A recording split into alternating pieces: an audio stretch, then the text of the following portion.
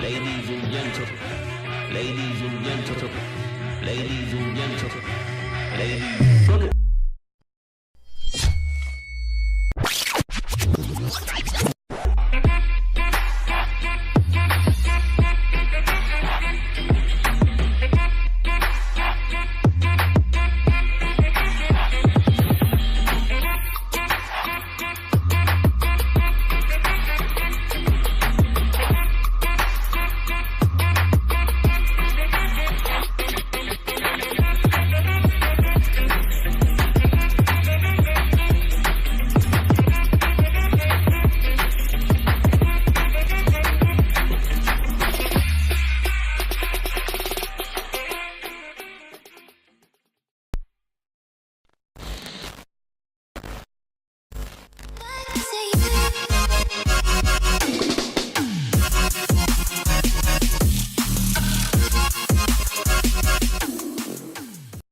Yo, yo, yo! How's it, guys? Welcome to Secrets of Scale. Give yourselves a round of applause.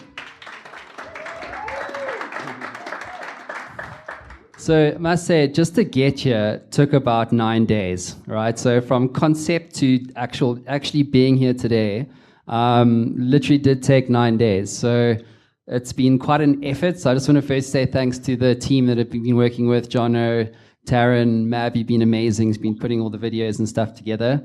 And then, yeah, of course, we're very excited about Secrets of Scale. So I'm going to introduce our panelists so you can see a couple of them up on the screen already. Well, hang on, Jono, there you go. Why is it not? There you go, cool. So basically, we're going to cover a few things today. But first, I need to get something going. And so we're the media partner for the Mesh Club. So the Mesh Club is South Africa's first curated members club for entrepreneurs. There's 300 of us. This is where we work. This is where we connect. This is where we collaborate. This is where we do rad stuff. And so part of the whole package really was also a media deal with Entrepreneur Magazine. So what that means for you guys is two things. One, you stand a chance to basically have your profile in the magazine itself at the end of the series. And then more importantly, the Mesh Club have come to the table and they've offered you guys all a trial, right? So it's basically a day pass where you come through, you get to meet the people, you literally become a member for a day. And so what I would like you all to do right now is take out your phones, just take it out for a minute. And if you'd humor me just for a second, is go to Mesh Club, that's MESH Club. That's all of you online on YouTube watching us right now as well. That's meshclub.coza/trial. And it'll literally take a minute or two just for you guys to basically tell us who you are, what you're about, what you're doing in the business space. And then we will take it from there. So it's important that you do that now or while we move forward, because at the end of this night's show, John is going to do something really cool for you guys. Okay. So having said that, let's get some guests on. So the first guest today is none other than Allon Raiz.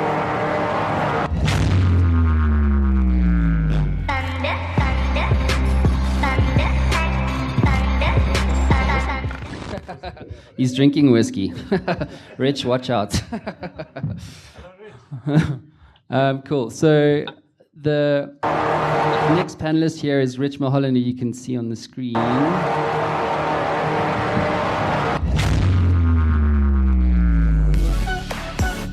Wave your hands, jump up and down. Okay, cute. Cool. And then none other than our man from the United States.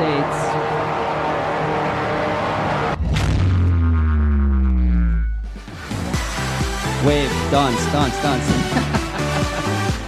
Okay, cool. So there's our guests. If you don't know who Allon Raiz is, I'm actually going to let you introduce yourselves. Just the headlines, not the books that you've all written, please.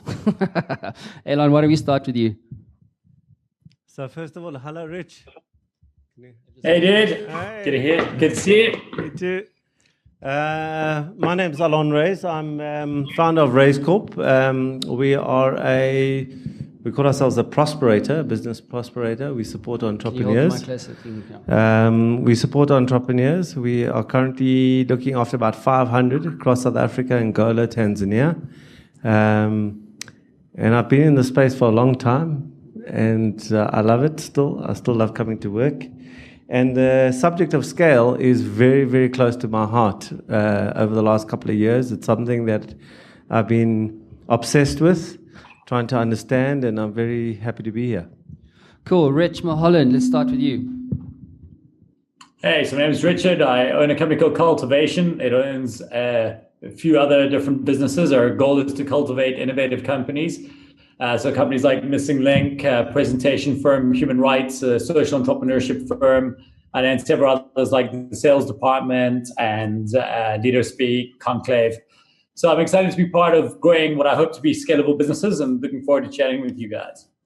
Cool. And then our US representative is none other than Howard Mann. Howard, what's the headline around your story? So I'm Howard, and I'm the founder of the business Brickyard, which is a player coach company, which is a hybrid, sort of at the intersection of coaching and strategic consulting, working with companies all across the United States. Cool, fantastic. So we're going to basically start off with landing some fundamentals of what it means to actually scale today. So I'd like to actually start with Allon. Like, when you hear the word scale, what does it conjure up for you? What does it mean for you in the context of entrepreneurship and business today? Thanks, Matt. For me, I think what's important to start off with is context. Context is very important because I speak around the world, and one of the things that comes up is scale, scale, scale, and there's a very Americanized view of scale. And so when you're speaking to venture capitalists and private equity players, and they're talking about scale, they're talking about 1,000 times whatever, or 5 continents. The level of scale is very, very different to our level of scale here in South Africa. And the problem with that is that when you start trying to model those kind of requirements, you miss a whole bunch of opportunities that are here. So for some people, and this has got to do with the human being, with some people, for them scale is moving from 1 shop to 2 shops, and that's fine. For others, it's from 1 store to 1,000 stores, and that's fine. So before you even start thinking or talking about scale, I think that the entrepreneur themselves needs to understand what their relationship is with that number and that size. Because if you're starting to try and produce a business that's 1,000 times where you're only comfortable with 5 times, it's the beginning of the end, really, and it's a life then of. It's a terrible life after that because you never achieve that or you don't want to. So getting to know what you want as an entrepreneur first, I think, is the important thing. Cool. And so Rich Mulholland, when I said to him, hey, dude, come on to Secrets of Scale, he was like, I haven't built a scale business. Scale is a loaded word that means bullshit to entrepreneurs, blah, blah, blah. Rich, if you don't know, you're about to find out the hairdryer treatment. But basically, Rich is our antagonist, right? So I think it's important to paint the picture of reality on the ground. Scale is actually not for everyone, and we'll dive into more around what that actually means for you individually. So, Rich, what does scale mean for you, and how would you describe it, and what's the relevance of that word today? Scale for me is a fashionable word for growth, right? And I guess it goes to what Allon was saying, is that the context of scale has become very, very different. And don't get me wrong, I said to you on the phone that I'm scared to be an expert on scale because I haven't scaled. That's not because I don't desire it. I wish I had bucket loads of money in a private jet, but I didn't manage to figure it out. It's not that easy. But I will say, though, it's not a secret. You can read about it. Every single person who's scaled a business has written 100 articles. But it requires a whole bunch of luck, and it requires setting up your business for scale in the first place. And I think the mistake that a lot of us made is we want to have, we kind of want to grow this exponential business, but we didn't plant an exponential business seed. And that's a fundamental flaw. So we're now trying to scale fundamentally unscalable businesses, when in fact we should be just growing them maybe incrementally or start something new. Howard, what's your perspective on scale today? No, I echo what Allon and Richard said about it being different for everyone. But there is a general fascination with growth for the sake of growth, and that is the trap. So I think every entrepreneur, and I think for the sake of the discussion, you should sort of park venture-backed companies who have investors who are pushing them to grow top-line revenue at the expense of all else, to hire and to burn through the money and to raise more money as scale just for the sake of revenue growth and not profit. And so for the people in the audience that profit matters and there isn't a bottomless well of money from investors coming, growth has to be balanced with the cost it takes to maintain that growth. And if you don't have a comfortable margin, then you extrapolate all those losses into being out of business. And so you have to figure out, there's sort of two pieces. How do I have a mechanism that allows me to continually get new customers or increase my revenue? And how can I maintain and delight those customers at a cost that is a comfortable position lower than what it costs me to get them? And if you don't have that formula in balance, then it's losses, and then you won't be scaling for very long. So let's talk about the difference between scaling a business and then growing a business. Allon, how would you describe the differences for the mindset around those two things? Yeah, I'm going to go back to what Richard said. I loved what he said. He said setting up the business for scale, which means intention. So for me, the difference might be the difference between organic growth, 5 to 10% growth per annum. If you're lucky, trying to do the same thing again and again and again, and trying to fight for some extra market. And the other is a deliberate strategy where you set the business up across a couple of areas for scale, which would be that you set the processes up that can be scaled, you set the people up that can be scaled, and you create the right amount of capital for that growth. In other words, your investors are in the wing, or you've got the capital, or as Howard said, you've got the margin in order to scale yourself. But for me, I'd say the nuance is one is deliberate and one is just organic. What personal anecdotes, Rich, could you share with us around Missing Link, for instance? When you started out, and what was your mindset related to growth? I mean, was scaling it to become a really massive presentation company ever in the forefront of your mind, or was it always a case of, look, we're just going to keep taking it day by day and seeing where the thing goes? No, so there was always an intentionality, right? We always wanted to grow the business. We always wanted to scale our thinking. In fact, our kind of line has always been saving the world one board audience at a time. And we're constantly mindful that we're not saving the world one board audience at a time. That's why we're looking at services like LeaderSpeak, and we're trying to do something we want to take our offering and make it scalable. And I guess that's the other side of scale, is that we want to make our thinking scalable more than we need to make our revenue scalable. I have a great life, I've got lots of board games, I have motorbikes, and life is good. So I don't need too much, and I'm not willing to work too much harder to try and make my businesses grow beyond what I require of them. However, I am very, very upset that our thinking hasn't scaled. We have a mindset around doing these things, and I want that to scale. I want the way that we've changed, the way that we want the world to think about presenting, to grow into scale. So we've always been intentional about that. However, at the beginning for me at Missing Link, it was simply about selling. So there was nothing else. There was just go out there and sell to more people and then do that again. And then the idea of scaling was not just to be selling myself, it would be to get other people to sell as well. And that was a process that worked for a while, but it certainly was never going to get us beyond a certain cap. Because the only way for me to scale a service business like mine is headcount. And there's a point at which you realize that you just don't want to grow a business of that size. Okay, Howard, you do a lot of consulting in the United States to US-based businesses. Obviously, developed economies are completely different to the one that we're playing in right now, in South Africa specifically being a developing economy.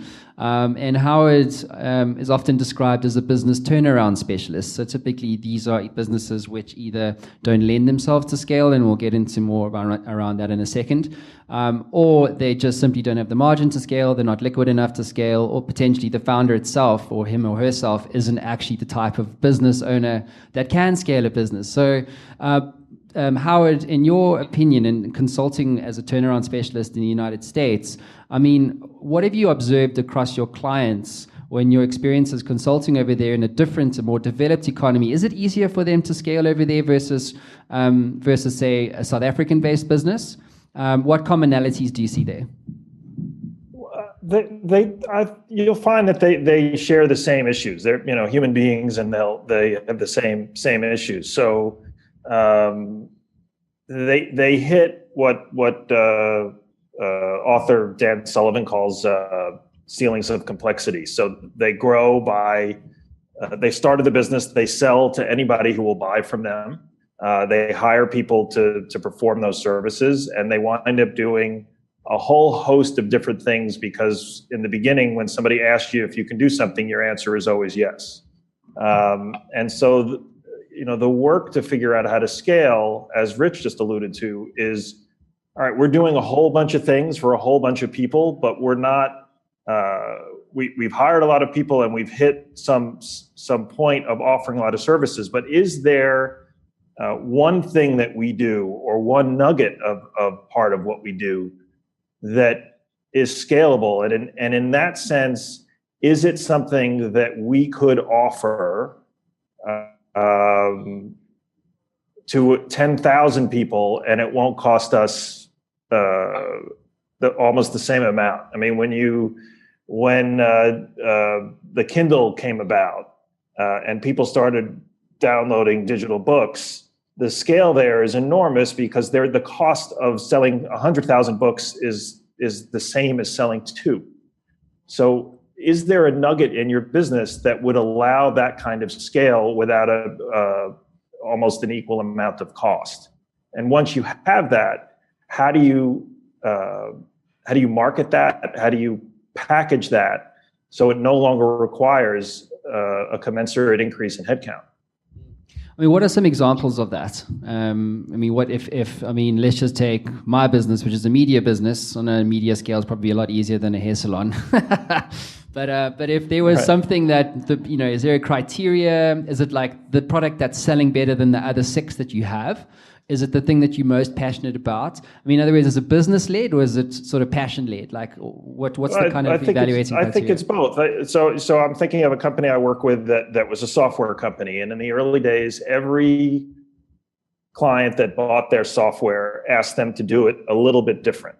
And so they hired more coders, and they wound up with 20 clients and 20 variations of their software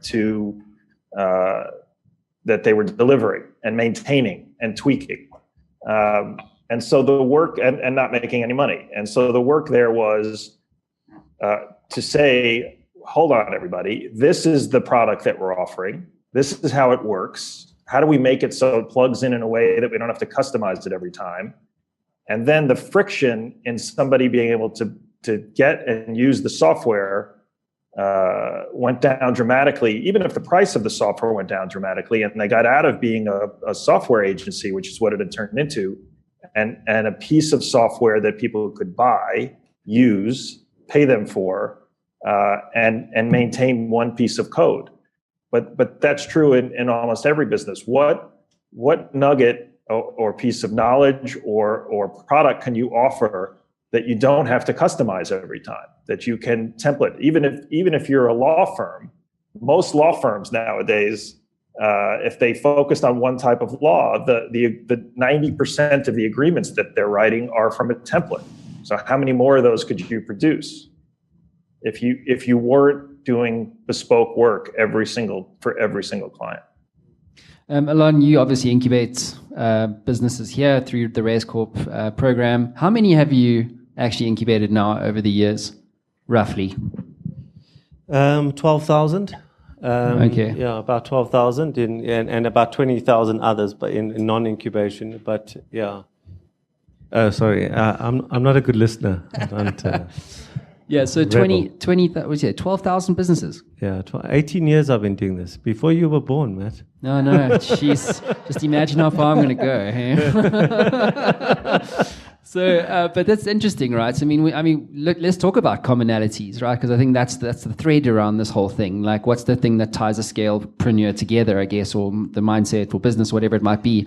And when you look back at all of those entrepreneurs that have come through your doors, some have been wildly successful, some have obviously failed, some you've taken equity ownership in, some you've just let go. How would you describe a commonality or a cause that gets a business to go from small to start, or in other words, from small to the start of the scaling process?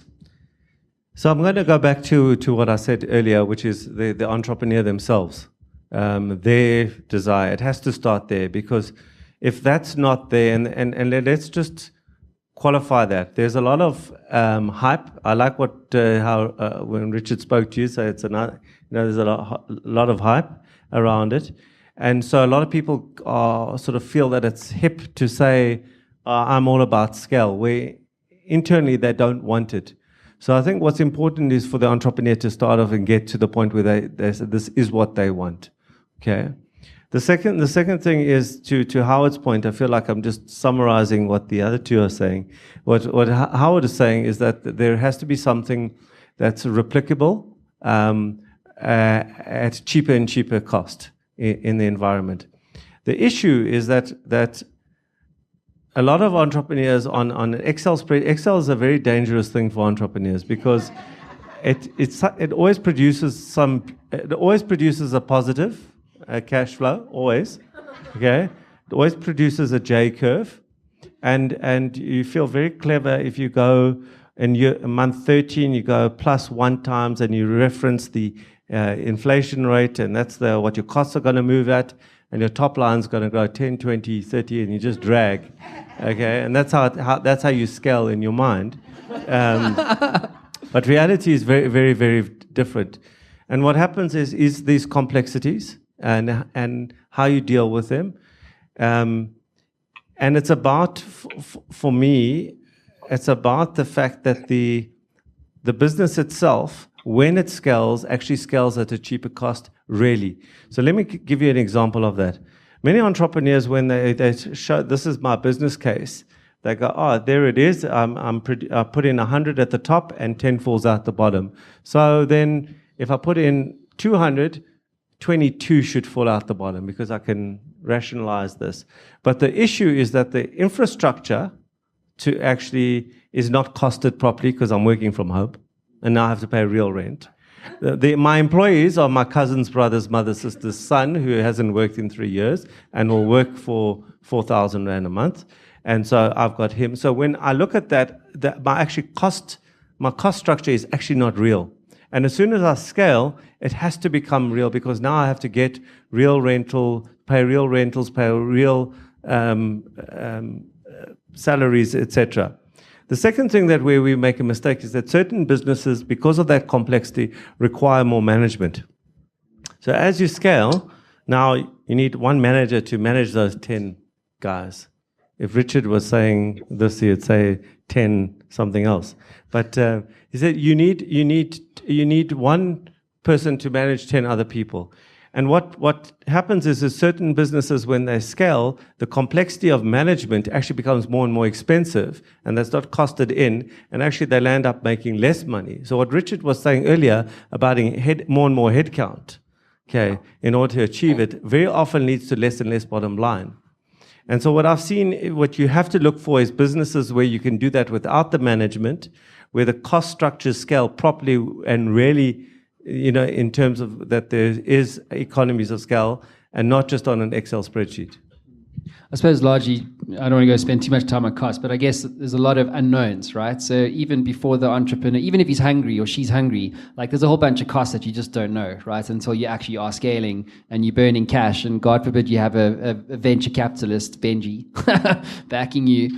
They want growth, right? They want 20 times your money. You know what I'm saying? So, but before we get in there, I want to talk about the person again, because if that's the thing that makes a business scale, and that's the one thing that you reckon is the one thing above all else that makes a business go from small to scalable, is the entrepreneur himself and his hunger for actually scaling. And in fact, Rich, you mentioned to me months ago, I can't remember when it was, but you said to me, the difference between someone who builds a really big business and someone who stays a small business comes down to one thing, and that's hunger. How hungry are they to actually go and make a dent in the world? Rich, what are your thoughts on that statement? So there's a weird irony. There's a problem that faces all of us, in that one side is the ego of the entrepreneur that wants to scale. Nobody needs to build. The job was never to build these amazing companies, right? That's not a job. That's just something we've desired to do for ego and for any other reason. You can have a relatively mediocre sized business that will look at anybody else's measure as a failure that has made a fantastic life for you forever. So the only reason we want to scale is we want to prove to our friends that we're as good as them. But the only reason I personally want to build a scalable business is I'm sick of all my friends selling companies for so much more money. And I just want to prove to them this is bullshit. I can do it as well. I actually don't need more, but I'm just sick of looking like the poor guy. So that's ego problem number one. And where that, I guess the problem with that is that to build a scalable business requires removing your ego, because you've got to be able to separate the entrepreneur. You can't have, a business like Missing Link is quite dependent on myself or Don or Donovan standing up in front of people and, telling a big story and convincing them something magical. But unless I can build something that removes the three of us from the equation and I can hire anybody to come in and do it, I can't scale that. So you got this problem with my ego wants the business to scale, but my ego also doesn't want to prove that I am not needed. And this pool is very, very difficult for us to manage.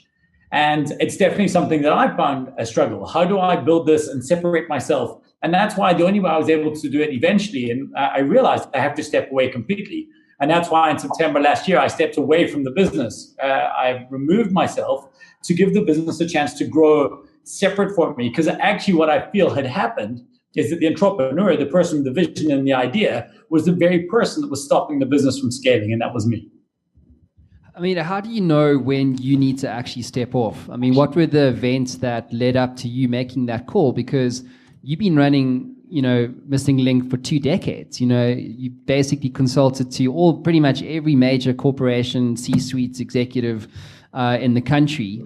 You've achieved so much. You're one of the best speakers in the country, if not the best. You speak all around the world. So you had, by all measures, achieved a lot, right? You had scaled insofar as what scale meant for you. But then what happened? Like, what were the events that led up to you going, actually, you know what, it's better for me to step off? And I want to go into that because I think it's important, because it addresses the mindset. Because the person that I need to be, for instance, to run Matt Brown Media where it is now versus, say, running it when it's got 150 staff is a completely different thing. And, it's a passion thing also, because I know that I love starting things. I hate managing people. Do you know what I'm saying? So you might want to get a CEO in, which is kind of what you've done, to step off so that the business can actually grow beyond what you could do. Do you know what I'm saying? So what were the events that led up to you making that decision? What did you learn through that process?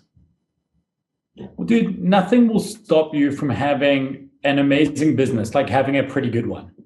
And I had a pretty good business. I had a great company as well. So I have a great company that is also a mediocre business, and we're aware of that. We look around and press are writing about us and people talking about, we are appearing in newspapers and websites and all these things, but the business itself is just okay. Now, okay is a real problem because I don't need much. I go snowboarding every year. I buy the games I want. My mediocre life or lifestyle requires what my business can give me. So I ran out of hunger. When I started the business, everything I wanted, I couldn't afford. Everything. And so I had to fight and fight and fight. And then at some point, after maybe 10 years, the fight was gone. The other problem was I started public speaking. And that feeling I used to get as an entrepreneur when I was walking into a meeting and selling something, nothing was like it. It was like the biggest high.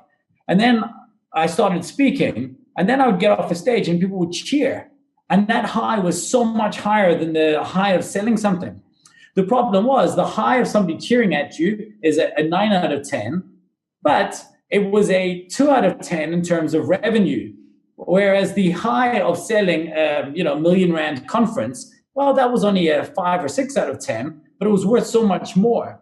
And so again, I got in the way of the business. And once we realized that my speaking career was growing, reputation was doing well, but the business was stagnating, I realized that I was the problem, that I put my focus on other things. And the other problem is that I felt that because I was doing okay, that everything was fine. But what I'd forgotten is that I was at the top of the pyramid. So I have these people who work for me. And if I'm just at okay, they are living in a state of less than okay. And I realized, holy shit, I've let my satisfaction get in the way of their success. So I needed to remove myself from the equation to put a hungry person at the top. And that's what I set out to do. So you can never let your satisfaction get in the way of your success. That's certainly the mistake that I was making. Cool. That's so great. Allon, you're scaling, weirdly enough. How about those apples? So, I mean... can I respond to that? Yeah, absolutely. Yeah. So I agree with Richard wholeheartedly. I just want to maybe add a nuance to what he says. I think there's a different mindset. There's somebody in the audience today who I work with a lot, and there's 3 of us that have been obsessed around scale and the mindset around scale for years. And the thing is that the route to scale is different for everyone. But what is common amongst all is that there is an academic relationship with scale. And that sort of talks to what Richard was saying about the fact that sort of your ego needs to be removed.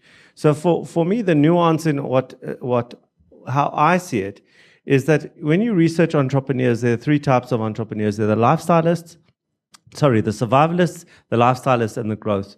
And when you research what they call the psychological typology of these entrepreneurs, the growth entrepreneur, when you ask them the question, why do you want to grow? If you ask Raymond Ackerman up in the middle of the night and say, why do you want another Pick and Pay?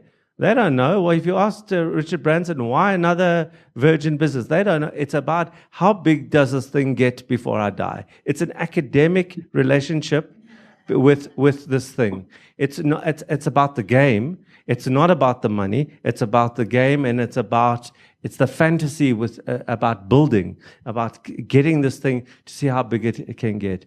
Now, if you have purpose built into that as well, I mean, that makes it doubly more powerful.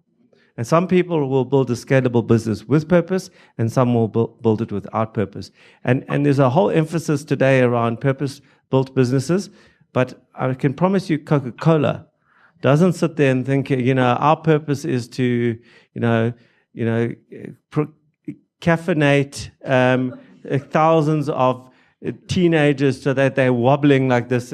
That's not their purpose. Their purpose is to sell more Coca-Cola, okay, and get as much sugar and caffeine out there as possible. Okay, but so I want to stick with you though, because you've been, as you said earlier, you've been doing this thing for 20 years, right? So you've been scaling businesses. But also what many of our viewers online and people in the room won't know is that you're actually scaling now. I don't know what that means necessarily, because I haven't really been, part of that journey with you as much as I supposedly should have. But why are you scaling now? I mean, you're implementing systems, technology, you're doing a whole bunch of stuff to start to scale RaizCorp. Like, why now after 20 years? I think it was Donnie Gordon who was quoted from Liberty as saying, when they asked him, like, when he listed, he said, it took me 27 years to become an overnight success. And really what the real story is that scale is an exponential thing. It's about, first of all, about your knowledge, your confidence, your profitability, your perspective, your maturity. And for me, what's happened over the years is, as I've got to, I'm 51 now, and there ain't much time left, okay, to see how big this thing can get before I die. So for me, all those there's the Venn diagram of all those things has come together over the last couple of years. And I you hear in the press, you hear when you speak to successful entrepreneurs, to build $100 million business or build $1 million business, it's just a state of mind. And you don't get it till you get it. And it took me a long time to get it, quite frankly. And I worked with a dollar billionaire, somebody who's built a global business, and hear this, with no edifice to himself. In other words, no building, no company name, but he's probably one of the wealthiest people in the world. And he is the master, in my opinion, of scale. And I've worked with him over years to try and get that Venn diagram filled with the right mindset, the right confidence, all the things in place for me to scale. If I don't do it now, I will live in regret, because I have a real academic relationship with scale. It's a beautiful thing to try and work out, to solve. Yeah, Rich, you actually do a talk called Payable to Regret. What does that message mean in the context of what we're talking about today? Just a headline there quickly.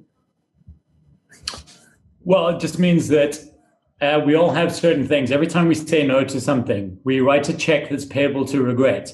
And at one point, regret is going to come back and ask you to cash those checks.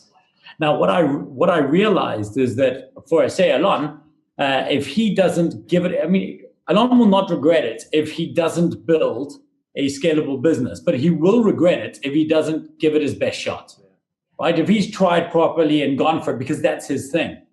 But for me, I realized that that's not my thing. That's not something, there's certain business-related goals I have, but I want to write a bunch more books, and he's already written more books than I hope to write in my career. And so there's different things we're doing at different times. But I just think that if there's something you want to achieve, if you don't give it a good shot for the right amount of time, if you don't try, you will one day have to pay back that regret check. And I think that's problematic. However, also the realization is those goals change. Because when I was 20, I thought I wanted to be a billionaire. When I'm 30, I realized I probably wouldn't be. And when I was 40, I stopped giving. Amen. Amen. Can you say that last word again?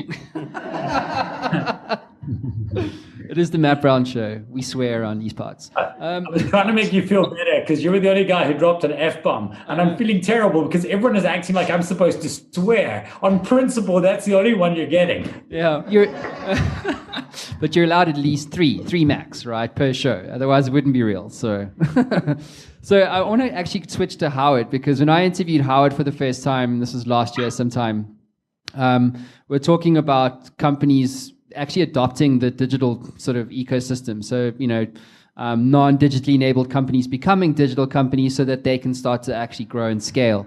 And just I want to stick on this whole theme around hunger and actual, the entrepreneur being the actual definitive point of departure around scale. And Howard, you and I actually had a really great chat, and you made this key point. And of everything that you said, which was amazingly valuable, the one thing that still sticks with me right now today, and that I'm going to share with everyone, is that he said people seem to be falling in love with this idea that in order to scale, you need to go and raise tons of money, right? You need a VC, you need some form of cash injection to scale, to actually grow from like 5 to 50, right, quickly.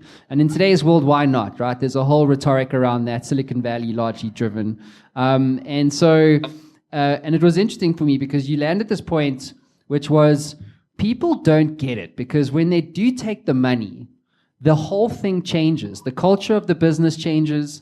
The entrepreneur hates reporting to an investor. Now he has to do like management reports, and quite frankly, he doesn't want to do that, or she doesn't want to do that. And he said, actually, the guy who doesn't take capital to scale is actually the guy that is happier, because he runs a business. And Howard's written the actual book on this, by the way. It's called Business Brickyard, and we're going to give you all copies later. But Howard, can you just talk about that? Because I think it's important before we move on to paths to scale. Well, there's a freedom that comes from it being your own money. The minute that you take investment from somebody, they're going to want that money back, multiples of that money back, in a time frame that is 3 to 5 years, even if it's 5 to 10 years on the outside. And so the minute you take that money, the clock is now ticking for you to scale it to a certain size and to exit the business. And so, for everybody who's ever run a business that is not beholden to anybody, who gets it to a level where it provides them and everybody who works for them a very comfortable living, that exit is not always the right thing to do, and it's not always what they'd want to do. If I told everybody in the audience they could just have a 10 or 15 person company that had extraordinary amounts of profit, and they could run it forever, and it ran itself and made a good life for everybody in the company, that's just as good as a 10,000 person company that's making the same profit. It's just, as Rich alluded to, it's ego or pride. And not everybody wants to run a 10,000 person organization. Not everybody, there's something sexy because we read about how Instagram got bought by $1 billion after being in business for a year. And so everybody wants to chase that, but it's a lottery ticket. And Rich is being modest about Missing Link, but Missing Link, provides him what he needs and allows him to go speak and do those other things. That's scale. That's scale for what scratches his itch. If he had an investor breathing down his back and saying, you have to now make sacrifices and do things that you're not comfortable with, or do things that you don't believe in, so that me, Mr. Investor, gets my 3 times money back. That's not a great way to go to work every day. My name is Dan Newman. My own company is called Druff Interactive, and I also run an entrepreneurial show called CEO Wise. And I'm always willing to learn. I always want to learn. I think I haven't seen anything like it. There are many entrepreneur conferences and events that happen, but nothing around scale. And I thought it was a perfect opportunity. I want to scale my own business, and I thought it's a great topic to discuss and to listen to entrepreneurs that know what they're talking about.